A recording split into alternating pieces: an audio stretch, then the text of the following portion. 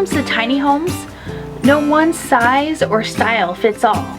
They come in many forms that appeal to different people, like tiny houses on wheels, school bus conversions, or things like earthbag homes, container conversions, you name it. Yeah, almost anything can be turned into a tiny home. Tiny homes also use a variety of building materials, techniques, and technologies. Today we're going to share ideas from 6 different approaches to tiny house design and building that we've seen in our travels across North America over the past several years. For a fresh take on how to construct a tiny house, you can always count on students to dream up something inventive. The Revolve House by Santa Clara University students showcases another approach to a downstairs bedroom. They installed a custom Murphy bed in the living room. It's a full-size bed that easily folds down over the couch. It's surrounded by closet space, and there's also some extensive storage in the raised floor. The floor is raised in the living room area to allow space for the tiny house plumbing system. This includes an access port to the biofilter, which recycles greywater and filters it to be used for the vertical garden on the front of the house.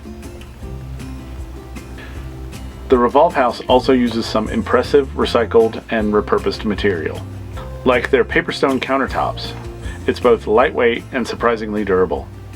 Made out of 100% post-consumer recycled paper, petroleum-free resins, and natural pigments. And all the cabinetry in the tiny house is made from repurposed maple from the university's old basketball court. Oh, that's pretty cool.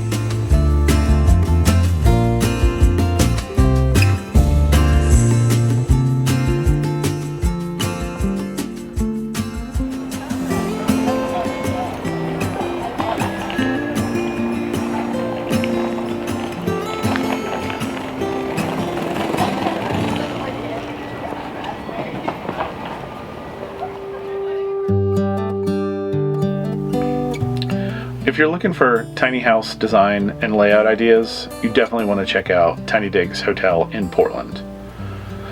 It's an excellent place to try out 8 distinct custom tiny houses on wheels. Each one has a different theme and a variety of creative materials, from the finishes to the functional features.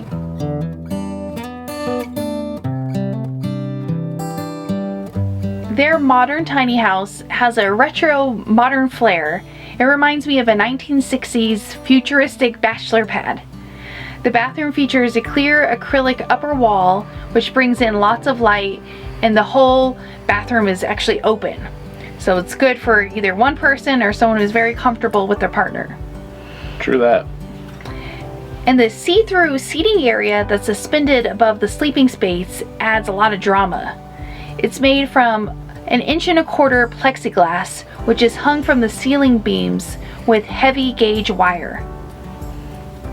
This gives the tiny house a lot of visual interest, but it comes with a heavy price. The plexiglass floor weighs about 700 pounds.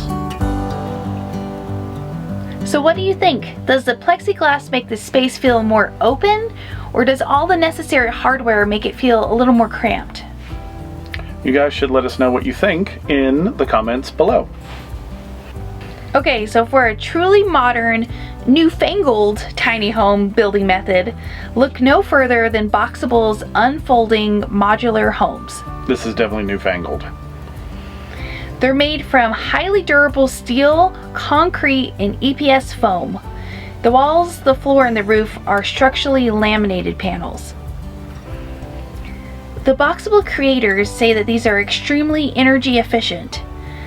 That's because of the high R-value insulation, the tight building envelope, and the limited thermal bridging. Also, they're resistant to fire, floods, rot, pests, high winds, you name it. They recently launched their flagship product, the Casita. It's a 20 by 20 factory-built tiny house. That's 375 square feet of living space, and it comes with appliances for only $50,000. And guess what? It's also fully ADA compliant. In the future, they plan to release more module options that can stack and combine to create a huge variety of sizes and shapes. Super importantly, the boxable casitas come with state modular approval, so they can be easily placed in backyards and single lots in many areas. Just keep in mind that depending on where you put it, it's going to cost you an additional $5,000 to $50,000 for things like permits, the foundation system, and utility hookup fees. But they do have financing available.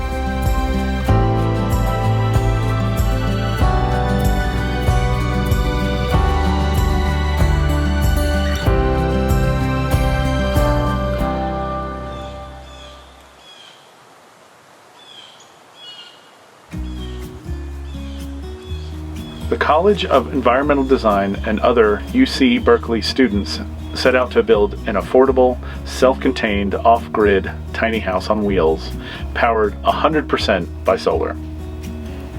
It's designed to look like a planter box. The idea is the THIMBY tiny house could be used as caretaker housing.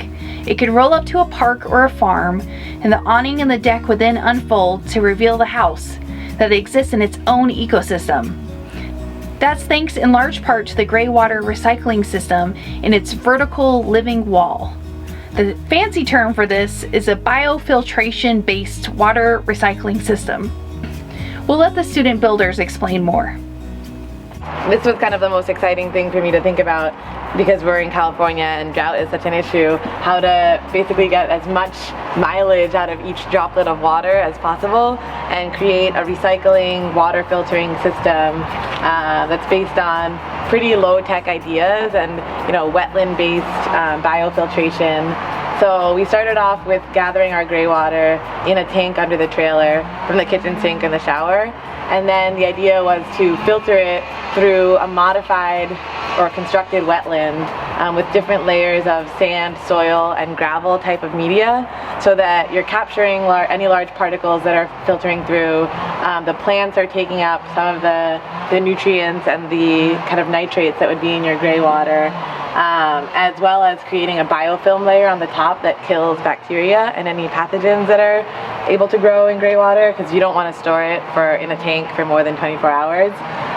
But yeah, so the idea was filter it through the plants, take advantage of this kind of microbial living community at the first phase of filtration, and then run it through activated carbon for additional removal, and then a UV disinfection light.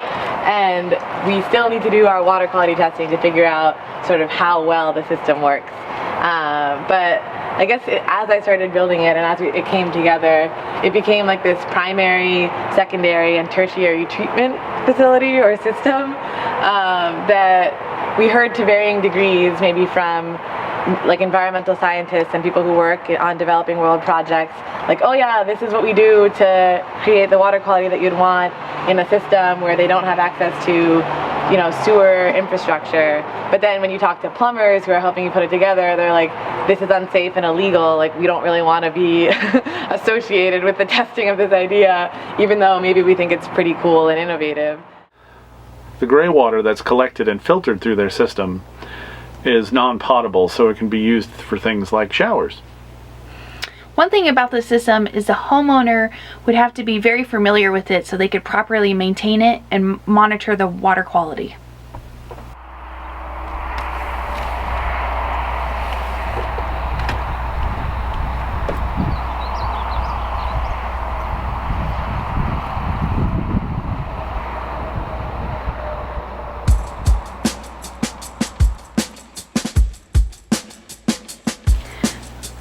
But the king of recycled materials use has to be Brad Cattell of Tiny Texas Houses.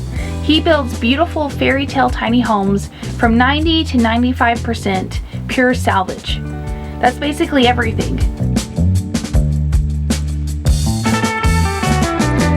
The doors, the floors, windows, glass, hardware, and siding. And these are all repurposed materials from houses and barns throughout Texas. Some are as old as the early 1900s. And these precious materials would otherwise have ended up in a landfill. Over the years, Brad and his team have carefully dismantled these old structures and stored the materials in his extensive warehouses. There's enough salvage materials to build hundreds of tiny houses.